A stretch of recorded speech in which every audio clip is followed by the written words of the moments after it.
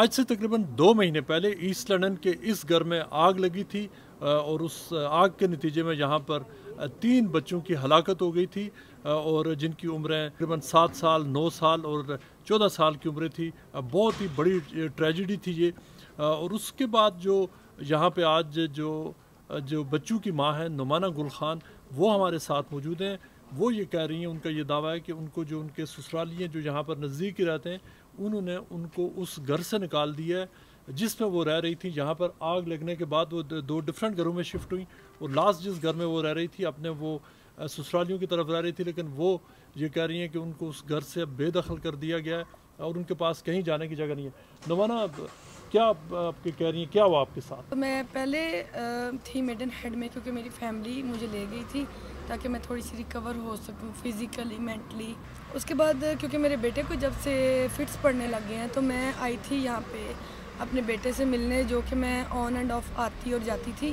اور اس کے بعد جب میں واپس جانے لگی ہوں تو میں نے ریئلائز کیا کہ میرا سارا سامان، جو کہ آپ ادھر دیکھ سکتے ہیں، بارش میں مجھے بے دخل کر کے گھر سے نکال دیا. کیا سسرالیوں کو آپ سے کیا مسئلہ ہے؟ کیا یہ بھی ہو سکتا ہے کہ ان کے پاس شاید، چونکہ اس گھر میں تو آپ رہ نہیں رہی، جی یہ گھر تو رہنے کے قابل نہیں ہے، شاید جس گھر میں آپ کے ہسبینڈ، آپ کا بیٹا اور باقی سسرالیاں، شاید اس میں جگہ نہ ہو؟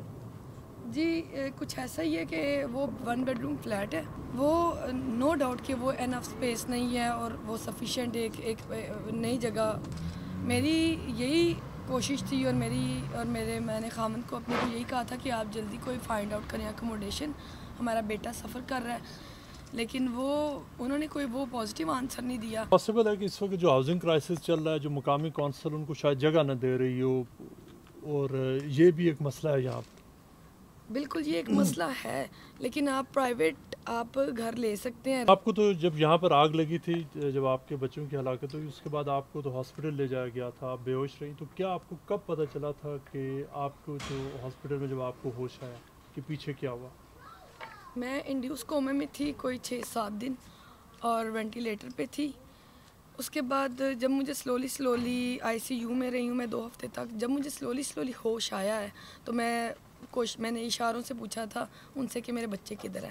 اور مجھے ایک کر کے ہماری ادھر ایک چیپلن کام کرتی ہیں رقیہ صاحبہ رائل لنڈن ہاسپٹل میں، انہوں نے کہا کہ حنان جا چکا ہے، وہ جنت میں کھیل رہا ہے. سونو جا چکا ہے، وہ بھی جنت میں کھیل رہا ہے. میرے پوچھنے پہ میں اشاروں سے پوچھی تو انہوں نے کہا کہ میری بیٹی بھی جا چکی ہے جو کہ جنت میں کھیل رہی ہے. ایک میرا بیٹا بچہ ہے جس کے لیے تم دعا کرو تاکہ وہ بہتر ہو جائے، ٹھیک ہو جائے. یہ تو بہت ہی آپ کے ساتھ، جو اللہ معاف کرے یہ کسی کے ساتھ بھی نہ ہو. تو یہ پورا جو حادثہ ہوا اس کے بعد اور ابھی جو حالات ہیں، انہوں نے تو آپ کو اوبویسلی بہت بری طرح متاثر کیا ہوگا. انہوں نے مجھے متاثر کیا ہے.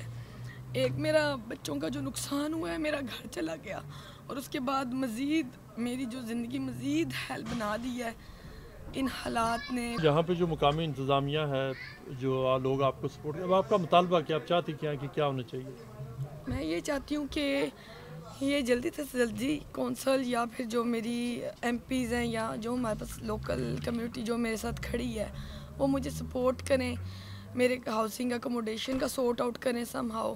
میرا بچہ جو کہ سفر کر رہا ہے سب سے زیادہ، اس کو ایک اچھی وہ جگہ پرووائڈ کی جائے جدھر وہ سکون سے ماں اور باپ دونوں کے ساتھ رہ سکے.